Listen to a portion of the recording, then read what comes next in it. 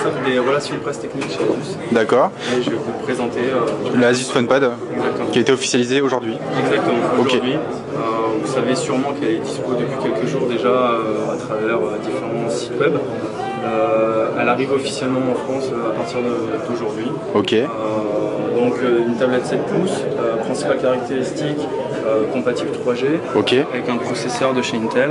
D'accord. C'est un petit Atom Z2420, cadencé 1,2 GHz. Je sais que vous aimez bien les chiffres, etc. Ouais.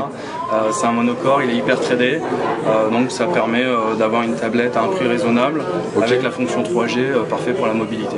Donc ce qu'il faut dire, c'est que c'est la première tablette sous Intel Atom. Exactement. Pour Android chez Asus. Exactement.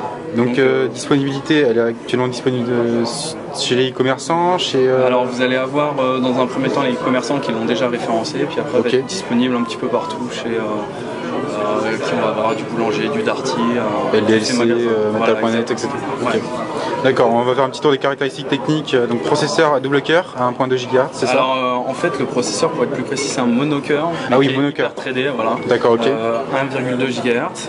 Cadence maximale, hein, c'est la cadence maximale. Vous allez avoir des fonctions d'économie d'énergie qu'on a ajoutées, des petits logiciels qui vont permettre d'économiser de l'énergie. Sur la version française, donc dans un premier temps, on aura une version sans webcam. On va avoir un prix plancher à 219 €, modèle 16 Go. Vous voyez là dans le petit cache, hop, au-dessus, vous allez avoir donc l'emplacement micro SIM pour bénéficier de la 3G sur la tablette et l'emplacement micro SD pour pouvoir mettre une carte micro SD de 32 Go. D'accord. Un candidat à la Nexus 7 qui n'a pas la 3G et qui ne peut pas s'ouvrir. c'est un petit peu un compétiteur, mais c'est un fabricant même. Voilà, on n'est pas sur le même budget, et puis on est sur un segment un petit peu différent, un peu moins cher, mais plus en mobilité. D'accord. Est-ce que c'est de la 3G ou de la 3G+, 3G++? Dans un premier temps, j'ai envie de vous dire que c'est de la 3G normale, je me renseignerai pour avoir plus de précision. D'accord. Ok, donc maintenant on peut parler un petit peu de l'interface logicielle, donc c'est de l'Asus. Alors c'est pratique. Vous savez, si vous avez déjà pris en main des produits Asus, il n'y a pratiquement pas de surcouche. On met juste nos fonds d'écran et puis quelques applis que vous avez. Facile à mettre à jour, pas de prise de tête. Donc normalement, vous connaissez Asus, réactivité, etc. au niveau des mises à jour, il n'y a pas de souci. Vous avez juste des petits widgets. Après, on sait que la communauté est assez ingénieuse pour trouver des ROM qui vont bien. D'accord, ok. Et la coque arrière, on va s'attarder dessus un petit peu. C'est du plastique, c'est du métal? Non, c'est un plastique. C'est un plastique avec une jolie finition. On est toujours sur un prix de 219 €, donc on essaye d'offrir le mieux pour l'utilisateur. D'accord, ok. Donc 219 €, batterie non amovible, donc ça c'est pas un problème, c'est une tablette. Hein. C'est connu. On est habitué.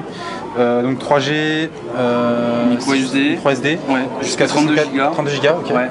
D'accord. À l'avant on a la webcam 1,3 mégapixels et un écran IPS surtout. D'accord. Voilà. On est IPS LCD, sur une résolution qui est en 1280 par 800, c'est ça? Exactement. Ok. Donc 7 pouces, 1980, monocœur, total quoi. Pour 219 €. 219 € en France. Ok. Chez tous les e-commerçants très prochainement ou actuellement. Ça dépendra. Ça commence déjà à arriver. Ok. On peut en citer quelques-uns, non? Ou elle est déjà disponible? Matériel.net là, qui me vient en tête tout de suite maintenant. D'accord. Après tous les autres vont suivre. C'est vraiment, ça arrive au fur et à mesure. Ok. Je te remercie pour cette petite présentation et puis. Merci à vous.